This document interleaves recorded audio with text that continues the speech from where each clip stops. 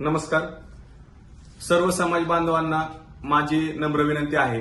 आज जो बारामतीमध्ये medical college संदर्भात जो शासनाने जार काढलेला आहे त्या जार संदर्भात मी आपल्याला एवढं सांगू इच्छितो की शासनाने जी ह्या जारमध्ये काही चूक केलेली आहे ती चूक अशी केलेली आहे की पुण्यश्लोक अहिल्यादेवी होळकर मेडिकल कॉलेज जे नाव आहे त्या नावामध्ये काही बदल नाही केलेला, परंतु अंतर्गत हॉस्पिटलचं नाव त्यांनी चेंज केलेलं आहे.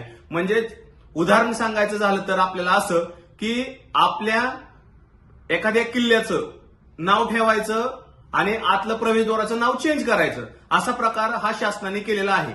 आमचं कामाच्या माणसाचं नाव देण्याबद्दल कोणतंही आमचा दुजाभाव नाही किंवा त्यांनी नाव देऊ नये कुठेही असं आमचं कोणतंही म्हणणं नाही. बारामती सर्व ठिकाणी त्यांचं नाव द्यावं, त्याला आमचा कोणताही क्रांती शौर्य सेनेच्या वतीने कोणताही विरोध नाही.